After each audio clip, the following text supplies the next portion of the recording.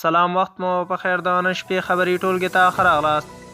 په افغانستان کې اطلاعاتو ته د لاسرسي نړیواله ورځ داسې مهال لمانځل کیږي چې د رسنیو د ملاتړو بنسټونو په وینا خلک او رسنۍ د معلوماتو د ترلاسه کولو په برخه کې له جدي ستونزو سره مخامخ دي. د ټاکنو کمیسیون مرستیال اسمت الله مل وایي د بایومټریک د سرور سیستم ستونزه د جلال آباد او کابل پر لویه لاره د افغان ټیلیکام د نوري فایبر د پرې کولو له امله رامنځته شوې ده. له جرمني اخراج شوي 44 افغان پناه غوښتونکي کابل ته رسېدلي.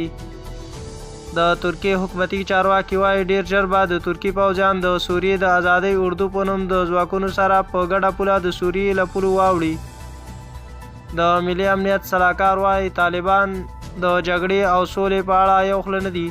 د ملي امنیت سلاکار حمدالله محب وایي افغان حکومت تر بل هر چا ډېر د سولې د راوستو په لاره کې هڅې کوي او دې برخې ته ژمنتیا لري. هغه په دې اړه د طالبانو پر نیت او لوري شک وښود او ویل چې یاده ډله سره ویشلې او د سولې او جګړې په اړه یو خوله نه دي. پاکستاني او چینایي قاچاقبران معدنونه غلا کوي. د ننګرهار د ګوشتي ولسوالۍ محلي مسؤلین وایي چې پاکستاني او چینایي قاچاقبران د محلي زورواکانو په مرسته دغه ولسوالۍ کې له قانونو قیمتي معدن غلا کوي. افغان حکومت د سعودي عربستان د استخباراتو پخوانی مشر شهزاده ترکی الفیصل ته د غازی میر بچه خان مډال ورکړی دی. شهزاده الفیصل پر افغانستان د شوروي اتحاد د یرغل پر مهال له افغان مجاهدینو سره نږدې اړیکې او همکاري لرله.